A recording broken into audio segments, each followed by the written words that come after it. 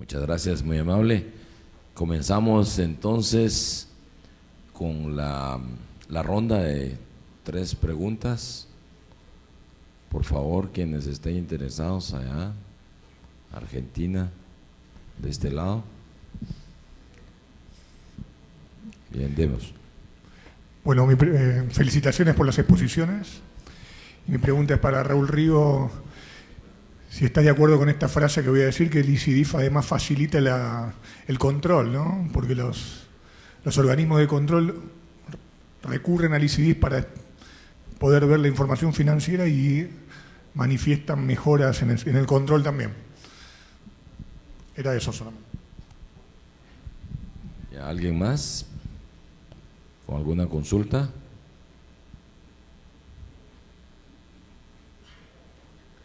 Bueno, están un poquito cansados, sí, está bien. José Roquel, de Guatemala. Siempre la identificación, por favor. Gracias. Mi nombre es José Roquel. Buen día a todos. Vengo del Ministerio de Finanzas Públicas de aquí de Guatemala. La pregunta es al licenciado Alejandro Duarte. Él mencionó dentro de su exposición que están tratando de evitar modificaciones presupuestarias. Me parece bastante, llama la atención eso, porque incluso con el licenciado Raúl Rigo decía de que es necesario ajustar presupuestos, ¿verdad? Entonces, ¿cómo hacer eso? Yo veo que es bastante difícil evitar modificaciones en el presupuesto, porque eso permite viabilizar la ejecución presupuestaria, máxime cuando hay emergencias, cuando hay alguna situación de repente tipo de cambio, cuestiones así que vienen a afectar la ejecución. Entonces, sobre esa es mi inquietud. Gracias. Muy bien, gracias. Entonces, comenzamos con Raúl. Muchas gracias. La respuesta a la pregunta es sí. A mí me gusta a veces responder con alguna metáfora, ¿no? Y la respuesta sería sí en 2 planos, los que mencionaba Diana como dimensiones del control, el control como tradicional, que sería el control financiero y demás, y el control de gestión. Y la metáfora es como, viste que hoy en día se habla mucho de la experiencia, ¿no? La experiencia que uno tiene como usuario de determinada cosa. Yo creo que la experiencia en el caso del ICDIF es como si cuando uno quiere hacer un control financiero, es como la del home banking. Si vos entrás al home banking, vos controlás qué pagaste, qué no pagaste, en qué momento, tenés tu BEP, tenés hasta inclusive la factura que pagaste, la liquidación. De alguna manera, la auditoría que esté auditando desde un punto de vista formal, financiero, una operación registrada en el ICDIF, va a tener esa experiencia. Va a tener en un punto de control el registro contable presupuestario y tiene también toda la documentación de soporte para ese registro. Entonces, desde ese punto de vista, sí, el ICDIF sabemos quién lo hizo, dónde lo hizo, qué tipo de autorización tuvo, qué perfil de seguridad tiene para ingresar en el sistema. Es decir, hay un conjunto de información que aparece asociada fácilmente a la transacción que justamente viabiliza ese control, digamos, tradicional. Pero también la versatilidad de la herramienta, como decía más temprano, permite entender si esa partida, esa actividad, ese programa está, por ejemplo, contribuyendo o no a un objetivo transversal, si lo hizo y lo hizo en qué medida, si hay una subejecución allí que está complicando el logro del objetivo. Entonces, por eso digo sí, la respuesta a los 2 planos, por decirlo de esta manera, del control. Gracias. Bueno, cuando hablé de los beneficios que trae el presupuesto por resultados para nosotros, hablé de la posibilidad de la disminución de la cantidad de de modificaciones presupuestarias, no hablé de eliminarlas. De hecho, yo no sé si el Ministerio de Hacienda lleva un registro de modificaciones presupuestarias anuales, no sé si eso fue bajando o subiendo, pero en la práctica Creo que en el Ministerio de Educación este año no alcanzamos a 20 modificaciones aún. En años anteriores yo tengo registro que se hacían 80, 100 modificaciones presupuestarias al año. Eso dificulta mucho el proceso de ejecución porque muchas de las modificaciones están relacionadas a los tiempos de ejecución dentro del mes, depende mucho cambio de fuentes de financiamiento, cuestiones prácticas para ejecutar el presupuesto que hace que se retrase el presupuesto, porque todo va por un proceso, por más que en los últimos años el proceso de aprobación es bastante ágil, porque es sistémico la mayoría de las veces, salvo algunas modificaciones que requieren autorización presidencial, etcétera, pero el resto es bastante ágil. Entonces, cuanto más modificaciones tengamos, creemos nosotros, por lo menos para los objetivos que se fija el Ministerio de Educación, creemos que vamos a atrasarnos en el objetivo del cumplimiento de las metas. Nuestro objetivo es disminuirla. Entonces, no sé en cuánto por ciento lo vamos a poder hacer con esta nueva estructura, pues la idea es bajar esos 20 que hoy tenemos casi cerrando el año. ¿Quieres hacer algún comentario? ¿Tú? Gracias. No, solamente un matiz respecto de este tema de las modificaciones presupuestarias. Ayer nos ilustraba nuestro presidente que no hay que temer a la deuda o a endeudarse, porque todo es un concepto relativo, depende para qué, y depende en qué medida, y depende en qué condiciones. Yo creo que una reflexión similar puede hacerse respecto de este tema de las modificaciones presupuestarias. Naturalmente que comparto con Alejandro que si uno tiene un presupuesto que lo modifica 20 millones de veces durante el año, o estuvo mal hecho o algo pasa. Pero me parece que, para utilizar lenguaje actual, tampoco es necesario demonizar a las modificaciones presupuestarias, porque del mismo modo, con la misma reflexión que hacemos para el endeudamiento, bueno, uno no escribe sobre piedra el presupuesto, uno programa, pero a lo largo del año fiscal pueden sucederse shocks externos que nos compliquen la recaudación, pueden producirse, qué sé yo, catástrofes, o pueden producirse cambios. Entonces yo creo que naturalmente el objetivo general debe ser el de reducir y el de llevar a su mínima expresión las modificaciones presupuestarias. Pero también debemos diseñar sistemas ágiles de delegaciones, de autorizaciones y de gestión de modificaciones presupuestarias para que efectivamente los gestores de las políticas públicas y los responsables de la administración financiera cuenten con una herramienta que les permitan responder con ductilidad y con agilidad a la realidad, porque la realidad lamentablemente es cambiante en todos lados y en la administración financiera también. Gracias.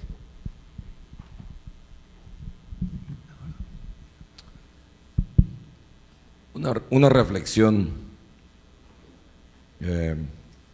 sobre el título del panel para los expositores. Hasta donde tengo conocimiento, en el caso de Guatemala, la vinculación de la planificación con la programación es a través de las metas. No sé si en los sistemas informáticos de los países representados acá también está hecho de esa manera. Hablando de modificaciones presupuestarias, me imagino que en los demás países es más o menos la misma categoría. Aquí por ley está definido que son 4 modificaciones por institución al mes como máximo. Son 48 al año, excepto el Ministerio de Educación, de Salud, que ahora lo agregaron a 6. Pero esas son las modificaciones que le llamamos nosotros intra uno, que tienen que ir al Ministerio de Finanzas. Pero las mismas, los mismos ministerios, las mismas entidades, tienen la facultad de hacer otro tipo de modificaciones bajo ciertas características que no voy a detallar, pero que de las cuales se denomina intra 2, es decir, asuntos que pueden resolverse dentro del ministerio, y ahí sí son más modificaciones presupuestarias que como decía el licenciado Roquel, pues es bastante difícil, aunque hay alguna teoría respecto a que la crítica del presupuesto de que está comenzando el año fiscal y ya viene la primera modificación presupuestaria. Pues sí, pues tampoco es pecado querer ajustar la realidad presupuestaria a la realidad que está viviendo la institución. Entonces, la reflexión y la pregunta directa, antes de darle la palabra a Eduardo Delleville, que ya la pidió, es que en esas modificaciones presupuestarias, que en el caso de Guatemala ya no le llamamos modificaciones presupuestarias, sino que reprogramaciones y reprogramaciones de metas, así se llama, reprogramaciones de meta, que me parece lo más adecuado. Pero ese juego de metas, eso, la palabra juego, es un juego de números, que la vinculación con la planificación se convierte como algo, como un sueño, pues, porque esa relación entre la meta planificada y la que se está modificando, pues ahí sí hay un vínculo, pero se convierte en un juego de números. Ese sería el caso para cada uno de los países que los distinguidos expositores representan. Ahora le doy la palabra a Eduardo.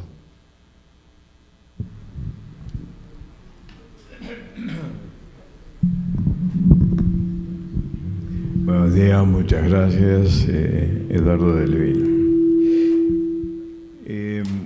En la inauguración del seminario yo les comentaba que la CIPA había tenido distintas etapas. Habíamos trabajado primero en el tema de presupuesto por programas desde los años 70 en adelante, después en el tema de administración financiera, que era justamente administración financiera para compatibilizar los sistemas de contabilidad, tesorería, etcétera, y después en el tema de gestión para resultados, han sido para resultados del desarrollo.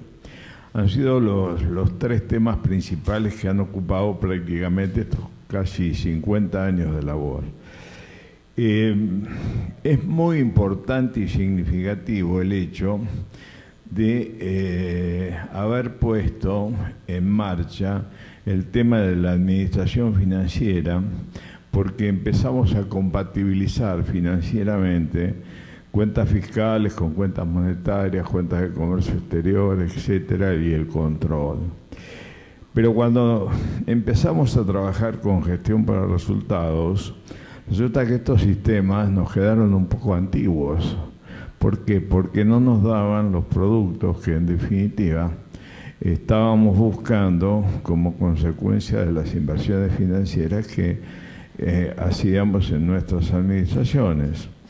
Entonces empezamos, yo diría, a frecuentar a la Secretaría de Hacienda en la persona justamente de Raúl Rigo, que estaba al frente de la Subsecretaría de Presupuesto, y a plantear permanentemente la inquietud de que el antiguo sistema de administración financiera le faltaba el tema real, el tema físico.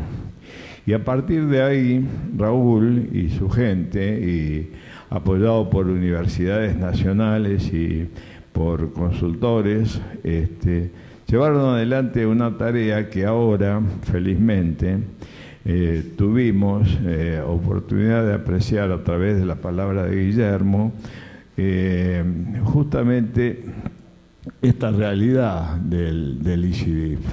Es decir, hoy en día el ICIDIF es un instrumento de gestión muy poderoso porque no solo está registrando temas de tipo financiero, sino temas de tipo real, es decir, que va acompañado una cosa con la otra, de tal manera de que no es un sistema informático solamente. La informática nos sirve como instrumento para expresar todo lo que un Estado debe hacer en función de lo que los ciudadanos le reclaman a ese Estado.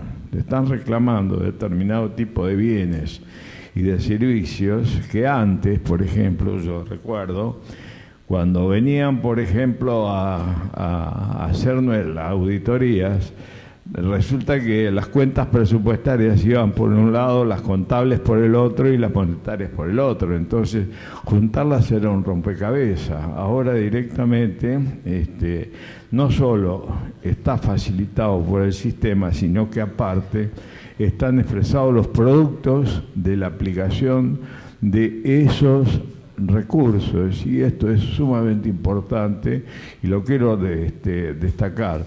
Por eso que insistimos ante la Secretaría de Hacienda, para que la Secretaría de Hacienda nos permita, como sociedad civil, hacer el traslado a los gobiernos, sobre todo a los gobiernos de los países miembros de la CIP, para que en definitiva podamos gozar todos de esta herramienta que por suerte se ha logrado. Quería nada más que completar con estas palabras algo de lo que se había dicho en la mesa y tratar de que tanto nosotros como todos los países miembros, estoy hablando de la gente de la Asociación Argentina de Presupuesto, como así de todo el resto de las asociaciones, podamos llevar adelante un proceso donde todos podamos gozar de este tipo de herramientas que son realmente altamente efectivas y potentes. Nada más que eso.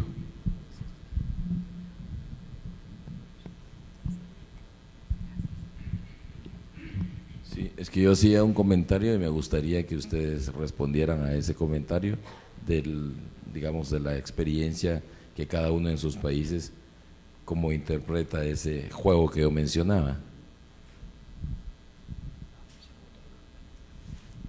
Bien, no, quiero decir directamente no, en el Uruguay no es así. Es más, considero que 48 modificaciones al transcurrir de un año es absolutamente tener un presupuesto que diríamos con una flexibilidad como de goma. No sé cómo se puede administrar, por más que fueran pequeñas, un presupuesto, como yo digo, anual. A ver, por eso hablamos de planificación y de presupuesto. La planificación implica por lo menos un mediano plazo. Y no es que sea mi opinión personal, es lo que se ha venido haciendo en el Uruguay, digamos, es relativamente rígida, en el sentido de que uno tiene la obligación de planificar también los sucesos imprevistos y tiene que haber un monto en ese presupuesto quinquenal para situaciones de tipo, y dependerá de cada país la situación que tiene, en el caso de países que tienen volcanes activos, que tienen inundaciones, que tienen movimientos de tierra, tendrán que tener un monto que se estimará con los técnicos y expertos correspondientes más alto que en otros países donde lo que puede suceder de repente es una tormenta eléctrica que tire o un tornado que tire algunas casas, situación que le ha pasado a mi país y que ha sido en algún momento totalmente imprevista, porque pasó un tornado por el medio de una pequeña ciudad y destrozó hospital, liceo, escuela, cosa que nunca había pasado. Y ahí va a haber un gasto, por supuesto, superior. Pero lo que no es posible es que no hagamos una planificación que tenga esos imprevistos dentro del periodo que se esté considerando. Y luego, en el momento, en lo anual, haríamos, en mi caso personal, yo haría una autocrítica como funcionario responsable de ese presupuesto, de que no logro hacer un presupuesto anual que no se modifique constantemente.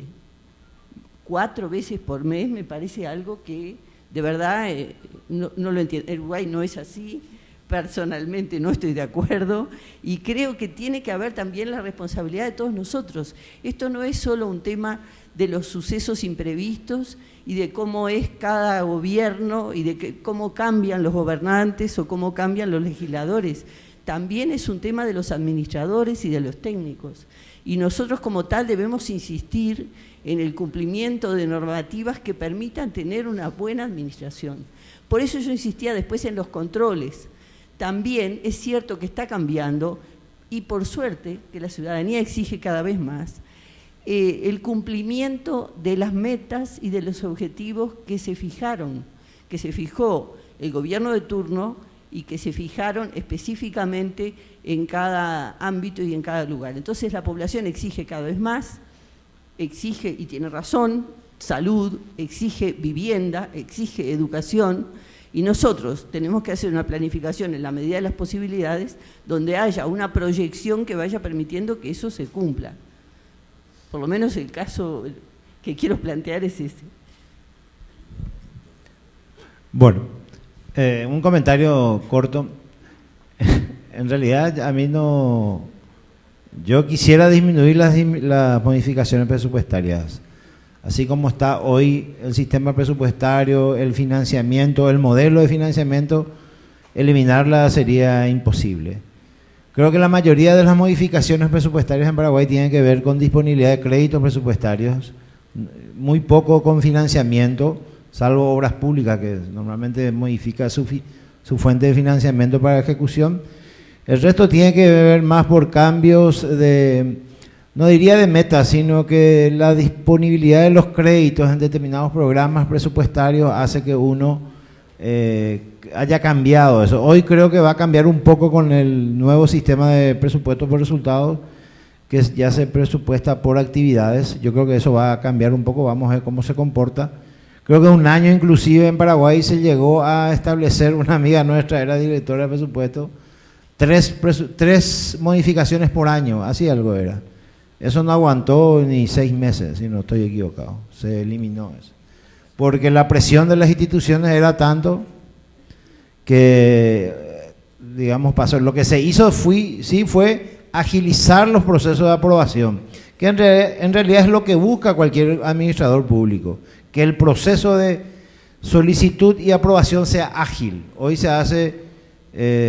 las transferencias de créditos dentro de un programa o de plan financiero se hacen vía sistema, es básicamente rápido, lleva 48 horas, 72 horas, entonces permite la ejecución.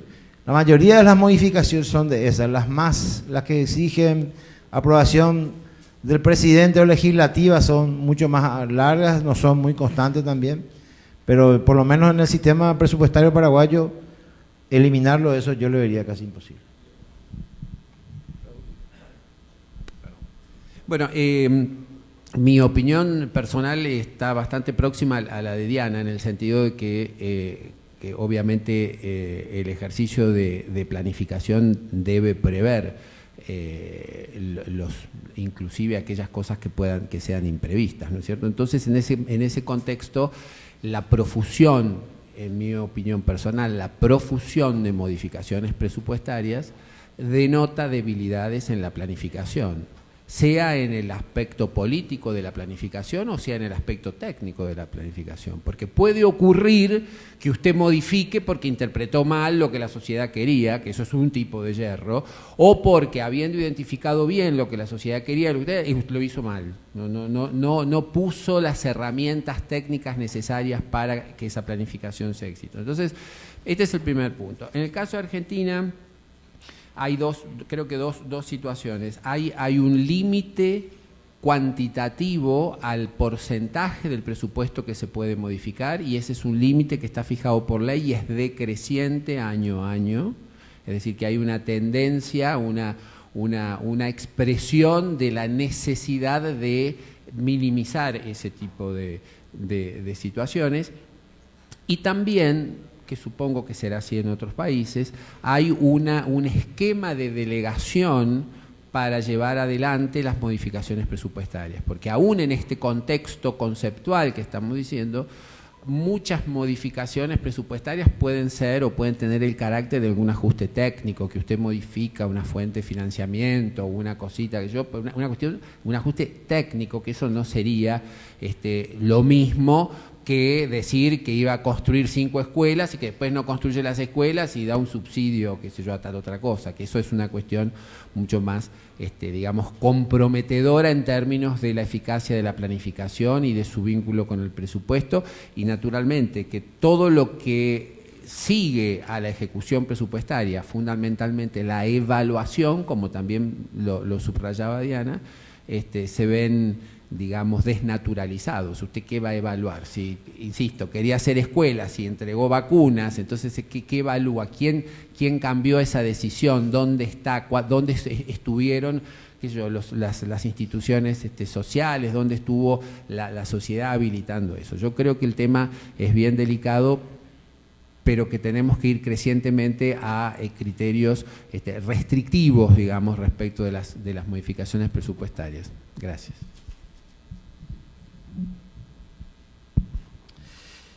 Y efectivamente ese es el kit de la cuestión. Por eso es que para quienes tenemos la oportunidad de participar en estos seminarios, y algunos podrán decir, pero es que ese tema es muy recurrente, cada vez lo vemos. Lo que pasa es que es un asunto, es una realidad que estoy seguro que no solo Guatemala vive. ¿Por qué? Por la naturaleza del presupuesto público. Es un instrumento político. No cabe duda de que tenemos esa vinculación o una aspiración técnica, digamos. Este no es un problema técnico, este es un problema político. Bueno, no digamos problema, es una cuestión política que debe de resolverse. Los técnicos, bueno, hemos tenido aquí técnicos que han sido políticos y pudieron hablar y decir un montón de cosas que no decían o que no podían decir cuando eran políticos, aun cuando hayan sido viceministros, aunque sean viceministros administrativos o financieros, no dejan de ejercer esa función política. En ese sentido, antes de darle la palabra, como no habían intervenciones, yo quería cerrar este panel, pero lo vamos a reabrir. No quiero dejar de decir, efectivamente, que este asunto, que es la vinculación entre planificación y presupuesto, que las herramientas informáticas nos pueden facilitar, que les podemos poner restricciones. Me parece que es una buena idea esa de, por ejemplo, determinar un quantum de 80%, irlo bajando cada año, pero aún así la cuestión es política. Y eso no quiere decir que no tenga solución. Tiene solución, por supuesto. Ya Diana nos está explicando que le parece sorpresivo y posiblemente hasta aberrante esa cuestión, pero que para nosotros es una realidad. Y demuestra efectivamente la posibilidad de que el político, porque el presupuesto público es un instrumento político, va a seguir ejerciendo esa función. La madurez de nuestras instituciones, la sostenibilidad de los ejercicios políticos, los gobiernos, por ahí va en parte alguna posible solución. Sí, señor Palancar. Veo que se animaron también y por allá también levantaron, y con eso cerramos porque después viene el cafecito. Soy José María Palancar, de España. Yo, más que una pregunta, visto lo que estaban comentando los expositores, quería añadir alguna información.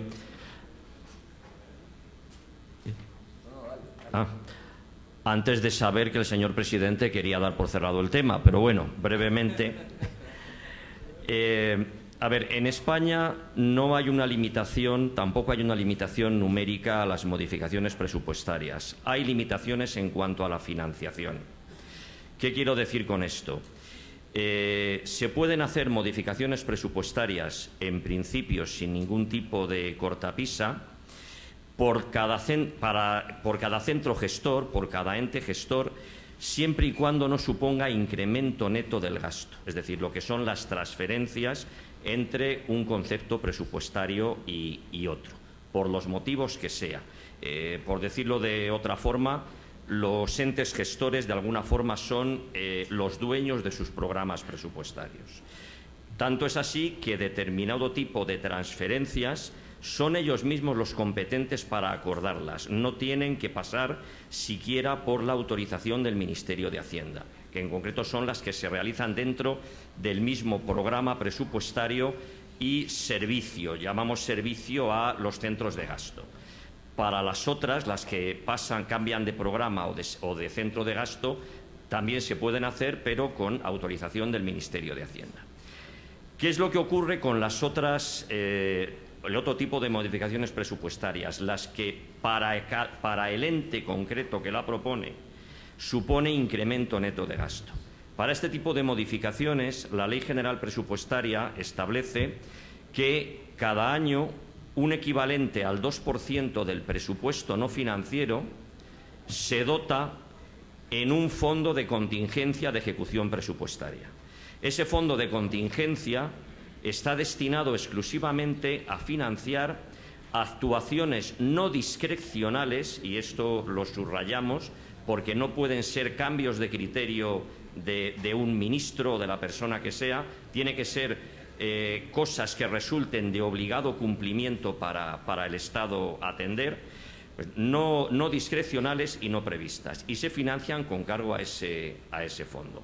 En cualquier caso, tampoco hay ningún obstáculo previo legal a que se pueda acordar una modificación presupuestaria que se necesite, obviamente, financiada con deuda pública. Lo que pasa es que requiere tramitar una norma con rango de ley en el Parlamento.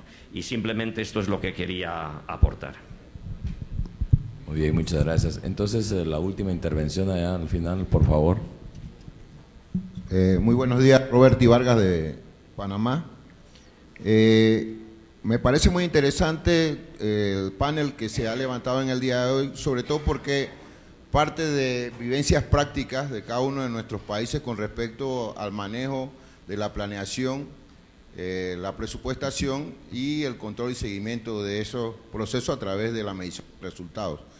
Sin embargo, la realidad que vivimos muchos de los países es aceptable y prácticamente inaceptable. ¿Por qué lo digo? Porque arrancamos con un proceso de programación en planeación, en donde se crea un banco de proyectos que va a generar dentro del plan estratégico de gobierno, que es el caso en Panamá, se le asigna una numeración. Cuando se le asigna esa numeración, después se convierte en una actividad presupuestario, se le asignan recursos, ahí lleva otra numeración. Y después que ya se tiene la asignación presupuestaria, se va a los actos de licitación pública o concurso y nace otra numeración. Posteriormente, cuando se ejecutan el proyecto, entonces se le da una orden de proceder, que precisamente la refrenda la Contraloría de la República, que en algunos de los países veo que le llaman tribunales de cuentas, y ahí se le da otra numeración.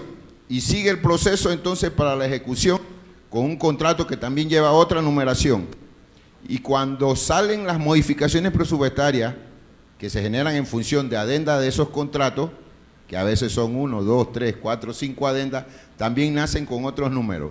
Cuando usted le va a dar seguimiento a esos proyectos, resulta ser que es imposible, desde el punto de vista, a veces hasta informático, porque las numeraciones son tantas que no se alinean en un proceso para una genuina trazabilidad. Y hemos visto con mucha tristeza en la mayoría de nuestros países que proyectos que se han pagado parcial o totalmente tienen o baja ejecución o simplemente no se terminan de hacer, afectando lógicamente a la gente que decimos servir. Entonces, tenemos también el problema que no hay certeza del castigo en ese tipo de actuaciones. Y una de las medidas muy importantes que pudiera aportar así es precisamente crear esos mecanismos y esos procesos de control, que muy bien dijo uno de los ponentes, sobre el uso de las herramientas informáticas con que ya se cuentan, inclusive dando hasta la longitud y la latitud en que se ubican los proyectos, porque resulta ser que se pagan proyectos que en las comunidades ni siquiera se han construido.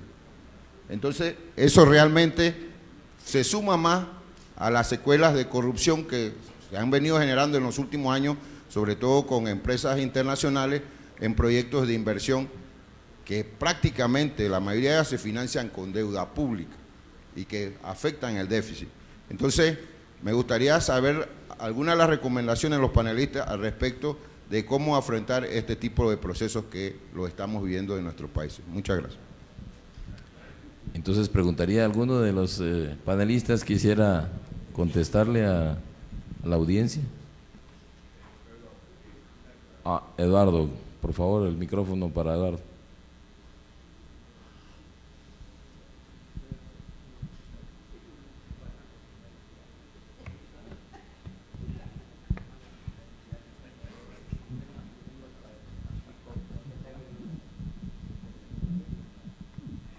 Sí, yo lo que quería era justamente echar un poquito de luz sobre lo que dije, porque posiblemente fui mal interpretado. El instrumento sirve para que sea el molde donde se vacían las políticas públicas, es el molde donde en definitiva son todas las decisiones políticas las que se toman, y son ellas las que en definitiva cuando se ejecutan inciden sobre la sociedad. Como bien lo dijo Ramón, el presupuesto es un instrumento político que el gobierno utiliza a efectos de satisfacer necesidades públicas. Por lo consiguiente, el ICIDIP lo que sirve es esclarecer las políticas que el gobierno lleva adelante con el objeto de esclarecer en todos los aspectos cómo se aplica el gasto. Respecto a lo que acaba de decir mi colega de Panamá, es cierto, en la medida que no haya reglas claras, y el ICIDIP lo pretende, que haya reglas claras, evidentemente los filtros dan lugar a la corrupción. Los filtros dan lugar a la corrupción. Entonces, un sueco, un noruego, etcétera, etcétera, no es mejor que un argentino, un ecuatoriano o un paraguayo. Tienen reglas claras y entonces no las pueden evadir. Y si las evaden, los castigan.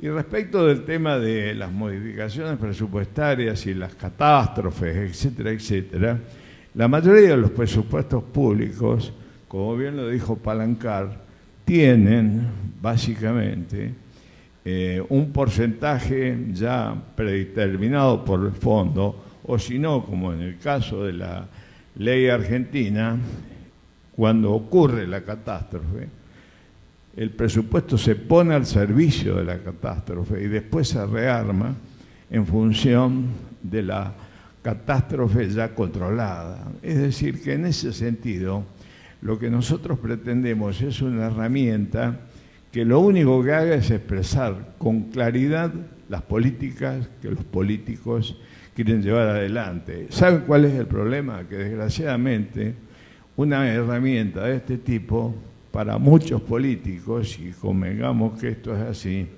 les incomoda. Ese es el problema. Correcto. Entonces, ¿alguna intervención? Sí. Quiero aclarar, Eduardo, de que un ministro de Economía es un político. Es un político que fue puesto para que administre. Lo que yo estoy tratando de decir es que ese presupuesto anual no puede ser un chicle. Por supuesto que va a haber modificaciones.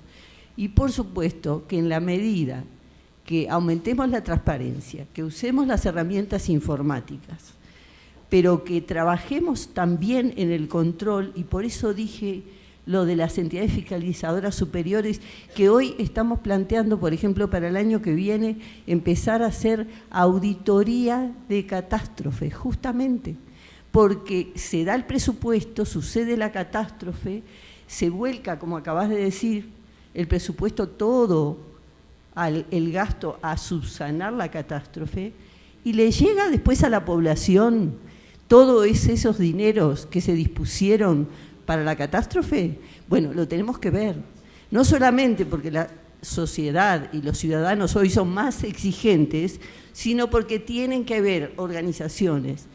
Claro que es algo, de repente podrás decir ideal, pero en la medida que las organizaciones fiscalizadoras sean independientes, sobre todo independientes del Poder Ejecutivo, en la medida que puedan hacer estos controles y en la medida que la gente los conozca para ver si lo que se está informando es cierto, vamos a mejorar. Yo lo que no quería aclarar, porque yo no estoy diciendo que las cosas sean tan rígidas que no pueda haber modificaciones presupuestales.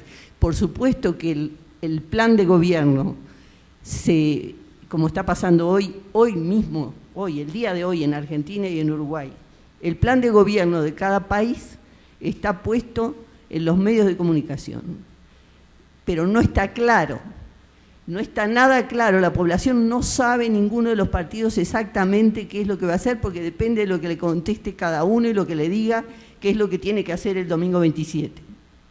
Ahora bien, si la sociedad es más exigente, nosotros como técnicos, y como decía muy bien acá Ramón, también algunos que estuvieron acá fueron cargos políticos, entonces hay también una responsabilidad que es política y técnica de tratar de mejorar y de hacer las cosas más, diríamos yo, más ordenadas, desde las capacidades que la CIP ha volcado, como decís tú, desde el año, ¿cuál era el que empezamos?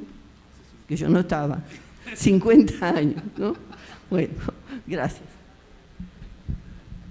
Bueno, yo sin 20 segundos, y que me da risa nomás el comentario de muchos, porque sino que simplemente por la visión que tenemos cada uno. Yo siempre digo que es muy distinta la visión que tiene un funcionario del Ministerio de Finanzas, o de Economía o de Hacienda, a un funcionario ejecutor del presupuesto. Es muy distinto la visión dependiendo de qué lado del mostrador uno esté. Entonces, dependiendo de eso, yo estuve en ambos lados y conozco, uno cuando está desde el punto de vista de Hacienda, es cuestión de política fiscal. Hace poco un viceministro, que no es el que está acá, me dijo, una de las políticas fiscales más importantes es el cajoneo del expediente, me dijo. ¿Por qué? Pues no se procesa nada. Entonces, esa visión es muy diferente. Yo, al otro lado del mostrador, un ministerio de salud, donde se te muere gente, un ministerio de educación, donde se cae un techo de una escuela. Es muy diferente la visión que tengamos. Por eso que la visión debe ser siempre la de agilizar el presupuesto. Tecnología, disposiciones legales, planificación, todas las herramientas que tengamos a disposición para ejecutar un presupuesto de una manera mucho más ágil, mucho más certera, cumpliendo las metas que nos fijemos cada uno, va a ser la solución. Yo me río nomás porque depende mucho de dónde estemos, la visión que tengamos. Gracias. Rigo, ¿lo dejamos ahí, Rigo? Bien, es que ya sabía. No, en el caso, una breve cuestión sobre las modificaciones presupuestarias que ha generado tanta controversia esta mañana. En el caso de Argentina, fíjense, está vedado en cuanto a modificaciones presupuestarias, que esto está regulado en la Ley de Administración Financiera, está vedado al Poder Ejecutivo hacer modificaciones presupuestarias que alteren las finalidades, la clasificación económica o el resultado del presupuesto, porque la visión del presupuesto entiende que estas tres clasificaciones son muy fuertes en términos de hacia dónde el Poder Legislativo desea que vayan los fondos públicos a atender cuáles prioridades. Entonces, ni finalidades, ni la clasificación económica, ni el resultado lo puede puede generar una modificación presupuestaria del Poder Ejecutivo que altere estas cuestiones. Después, hacia el interior del Poder Ejecutivo, sí, y me parece muy interesante el foco que pone Diana sobre esto, digamos, el rol político de cada ministro de las distintas carteras le permite hacer modificaciones que, sin alterar la necesidad neta de financiamiento, como decía Palencar recién, puedan hacer, sí, modificaciones entre programas o entre actividades, y después hay otras que están delegadas en niveles inferiores, digamos, siempre políticos, insisto, siempre políticos. En el ordenamiento jurídico argentino, digamos, es de subsecretario para arriba, donde están, que son los funcionarios políticos, los secretarios, los subsecretarios, los ministros, es decir, de vuelta está el aspecto técnico y la responsabilidad política. Entonces, si un subsecretario promueve una modificación presupuestaria tal que pone en juego algún objetivo, claro, la responsabilidad política es de ese pibe, que tiene la facultad y la responsabilidad por responder. Entonces, me parece que esta es interesante desde el punto de vista de cómo pararse frente a las modificaciones, esta posibilidad de quién puede eventualmente modificar qué, poniendo en juego cuál responsabilidad política en cada caso. Esto nada más. ¿Merecen una expresión con sus manos, sí o no?